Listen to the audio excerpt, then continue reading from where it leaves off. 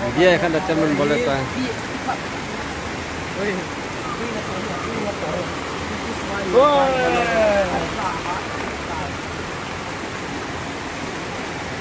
Sedang. Lari waving.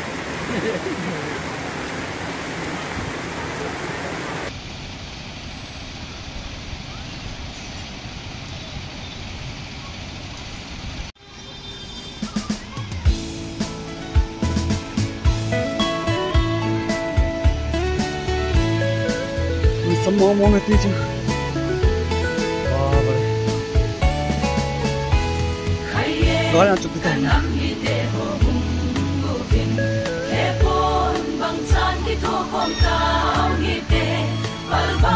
Tình đấy.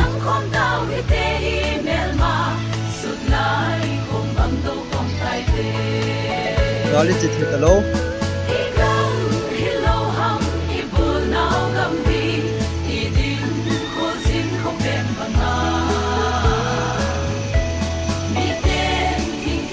Mà gọi là khoáng được.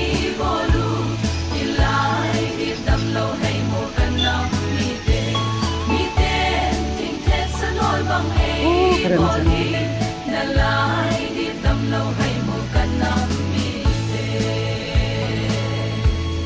Nah, aku buat aja.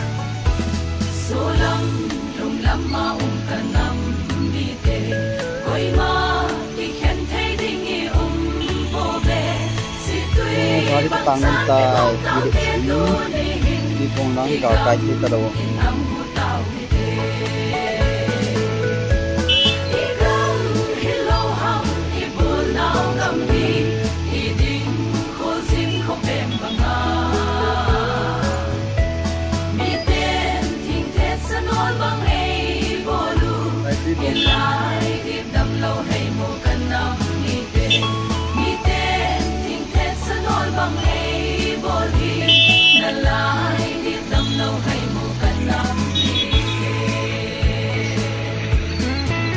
Enggak jadi live.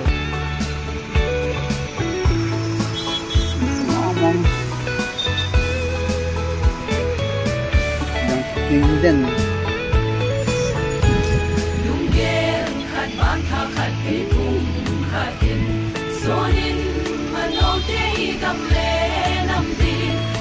Ada kemulia kamu tahu deh.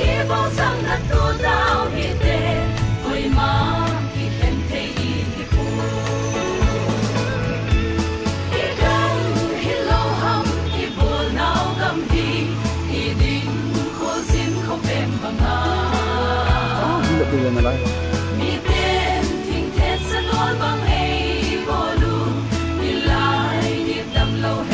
cái vào chụp đó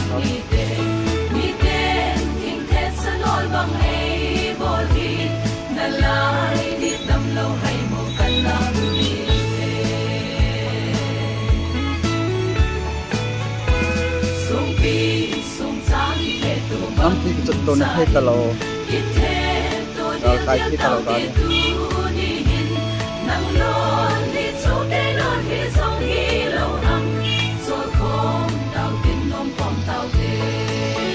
nó đâm tài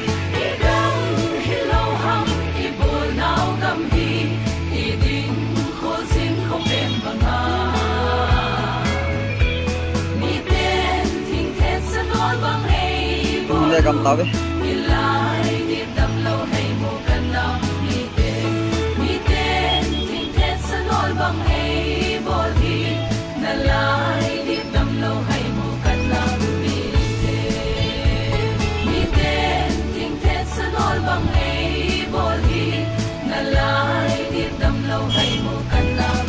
áo to được tao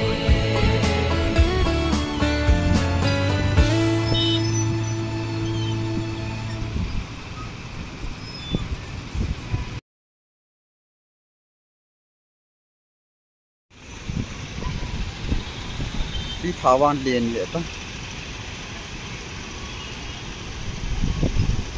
atol pantawe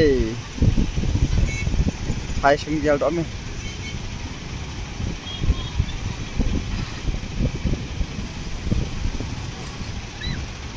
ăn nò pantawe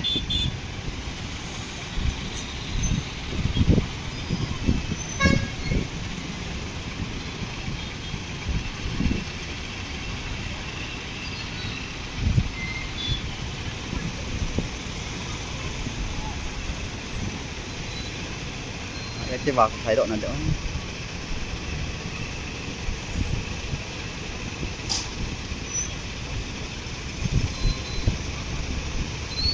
Nó sao mong mong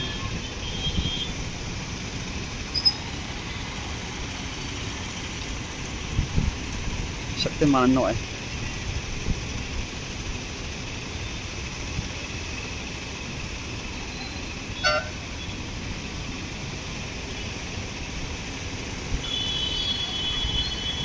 càng nhiều quan thì upaya ấm lô ta này để cầm tờ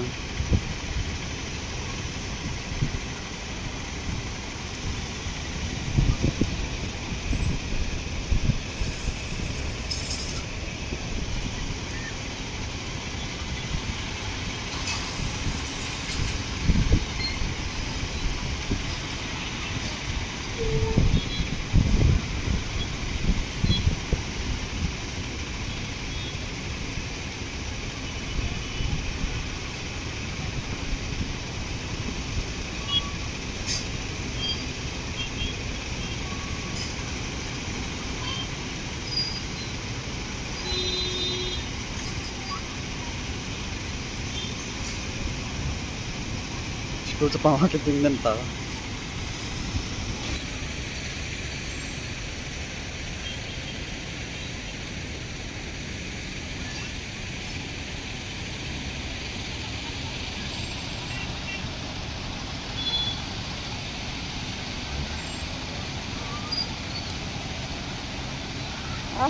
Cuk dito yan pala.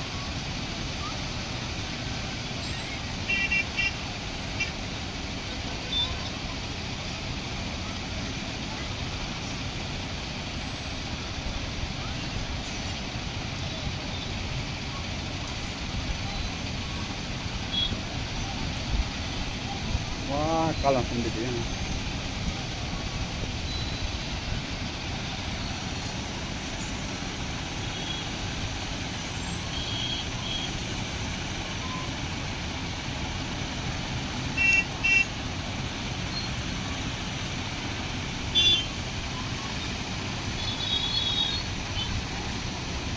Hay được không?